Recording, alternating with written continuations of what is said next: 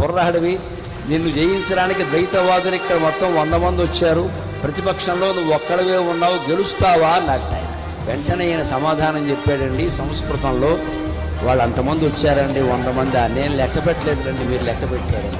నన్ను ఒక్కడిని ఓడించడానికి 100 మంది వచ్చారు అంటే వాళ్ళు ఎంత బలహీనులో నాకు అర్థమవుతోంది. నేను జయించినట్టే మొదలుపెట్టాను.